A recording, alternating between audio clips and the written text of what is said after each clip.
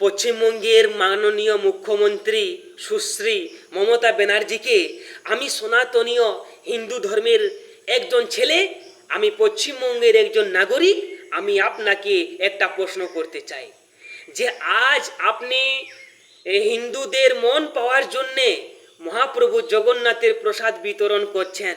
আপনি এটা হিন্দুদের মন পাওয়ার জন্যে আপনি জগন্নাথ মহাপ্রভুর প্রসাদ বিতরণ করছেন জনমানসে বা জনসমাবেশে জনগণের কাছে, যাতে আপনি হিন্দুদের মন পান। আপনি হিন্দু নন, আপনি হিন্দু নন। আপনি যদি হিন্দু হতেন তাহলে বীরধা সংসদ ভবনে আপনি যে কথাটা বলেছিলেন, আপনি বীরধা যে সংসদ ভবনে গো সংরক্ষণ আইনের বিরুদ্ধে যে আপনি খাড়া হয়েছিলেন, আপনার সেই চরিত্রটাই আজ আমি তুলে ধরছি। বেকার বলে চাকরি নেই, লাঠিপেটা করা হচ্ছে, ডাক্তারদের লাঠিপেটা করা হচ্ছে, পুলিশ প্রশাসনিকে আপনি আছেন, আপনি সমাজটা একবারে অহিংসা পরিণত করেছেন, শান্তি নেই, বেকারদের চাকরি নেই। তাই আজ প্রতিবাদের কণ্ঠটা কিন্তু আজকে আমি সারা আমার আগুনটা, হৃদয়ের আগুনটা কিন্তু আপনাকে আমি আজ জানাতে চাই।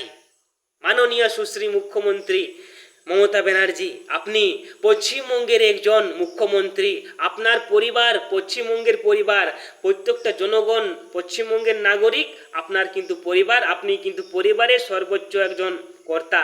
আর আপনাকে কিন্তু পশ্চিমবঙ্গের সেই সদস্যগুলোকে, মানে আপনার পরিবারগুলোকে দেখতে হবে। কিন্তু আজকে কেন সে পরিবারের থেকে একজন উঠে যুবক আপনাকে প্রশ্ন করছে, প্রতিবাদ করছে?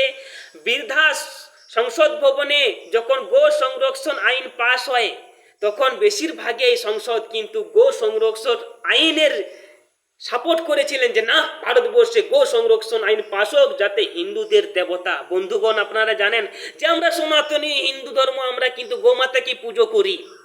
আর সেই গোমাতাকে কাতিল করে মাংস এক্সপোর্ট করে বিদেশে। সারা আমাদের দেশে মানুষ কিন্তু সেটাকে কাতিল করে, গোমাতাকে কাতিল করে। আপনারা জানেন আমাদের পশ্চিমবঙ্গের কলকাতা, মুর্শিদাবাদ, মালদা, দমদম, বারাকপুর, আপনি এরকম পশ্চিমবঙ্গের অনেক অনেক জায়গায় যেখানে দেখবেন যে আমাদের সনাতনী হিন্দুদের দেবতা গোমাতাকে কাতিল করছে। আর তখন উনি কিন্তু কোনো গো সংরক্ষণ আইনের বিল পাস করেননি। উপরন্তু যখন বীরধা সংসদ ভবনে গো সংরক্ষণ আইন যখন পাস হওয়ার কথা ছিল, বেশিরভাগই সংসদ যখন বলছিল যে না, এখন গো সংরক্ষণ আইন পাস হোক, আমাদের হিন্দুদের দেবতাকে আমরা যেন রক্ষা করতে পারি। কিন্তু সেই দিন মমতা ব্যানার্জি দাঁড়িয়ে একটা সুপ্রিম কোর্টের জাজমেন্টকে দেখিয়ে বলছিল যে যারা কাতিল করে, যারা কাটে, তাদের একটা ধর্মীয় অধিকার, তাহলে তাদের কি হবে? যারা গো মাংস খায় তাদের ধর্মীয় অধিকার, তাহলে তাদের কি হবে? সেই তখন গো সংরক্ষণ আইনটা পাস হতে হতে কিন্তু হলো না। সেই দিন আমাদের হিন্দুত্বের অবমাননা হয়েছে, সেই দিন হিন্দুত্বের আমাদের লাঞ্ছনা হয়েছে।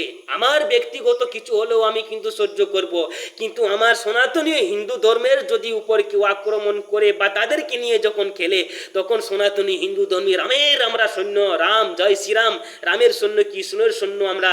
কৃষ্ণ এই ভগবানে, শ্রীকৃষ্ণ একজন ভগবান, এই ধরাধামে এসেছিল গোমাতাকে সেবা করার জন্যে।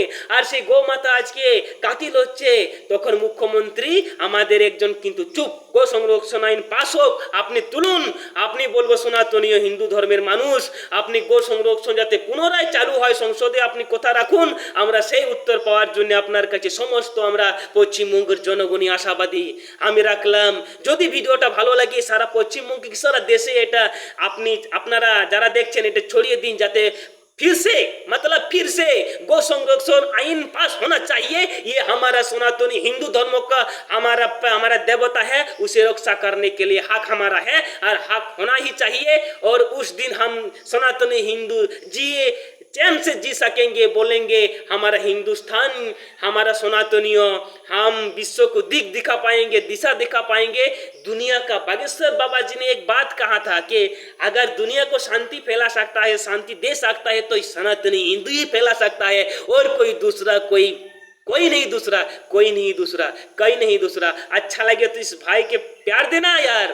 कितना दिन से वीडियो बना रहा है, लेकिन समाज का अच्छा काम कितना दिन करेगा? जब किसी का कोई अच्छा होगा ना, हमारे साथ अच्छा होंगे तो हम समाज के कुछ अच्छा ही देंगे। और आप तो समाजदारी निशान है ना, आप अच्छा करिए, प्लीज अच्छा करिए, हमारी अच्छा हो, समाज की भला हो, इस दिशा में काम कर रहा हूँ। राष्ट्र को बचाने के लिए, राष्ट्र का भलाई करने के लिए हम जीवन समर्पित करता हूँ। तो रखता है। जय हिंद, वंदे मातरम।